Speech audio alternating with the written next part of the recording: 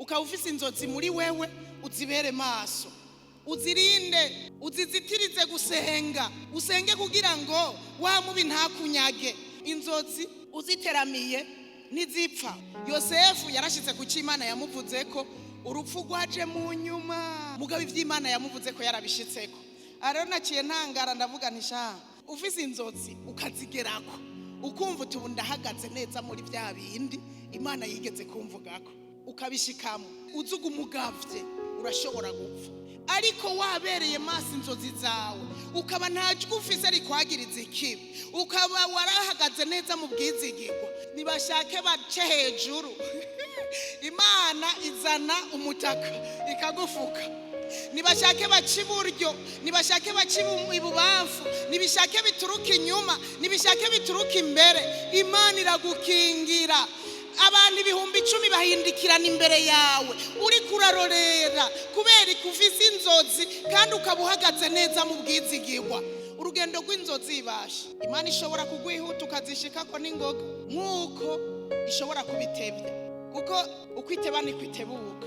Ariko ukabona inzozi zishitse, uzuga umugavye witeguye, urashobora gupfa.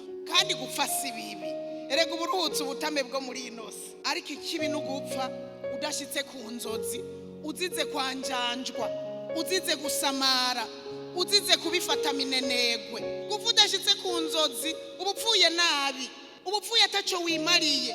Ariko ugapfa washitse ku nzozi zawe n'amahoro, tuzoguherekeza tuvuge vya bindi nyene washikije bijanye n'inzozi zawe, tuzoguherekeza kandi tunezerewe. Nuko mvuga mwebwe na jewe muzomperekeza, twese rega niyo turiko turaja.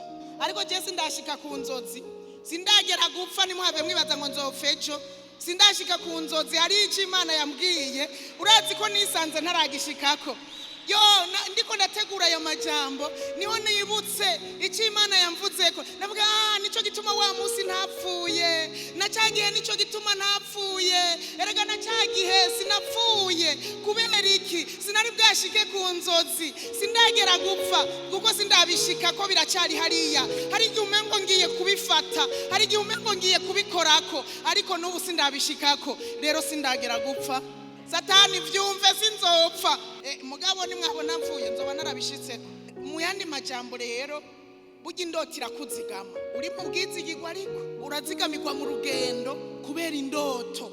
Imana ikavuga ngo ico namuvuzeko, ico namutumye, ico nategekanije hariya imbere ntaragishikako. Imana ikakugwanira, kandi mu bihe wabona umengo warupfuye ugasanga ntiwapfuye hemwe. Nico gituma wa musi utapfuye, nukubera utari bwashike ku nzozi zawe. Mbega waramaze gushika ku ndoto yawe? Uri mu ndoto yawe uhagarare neza, ushitse ico Imana yakuvuzeko mu bwizigirwa, ariko kandi ugumugavye, ugume witeguye.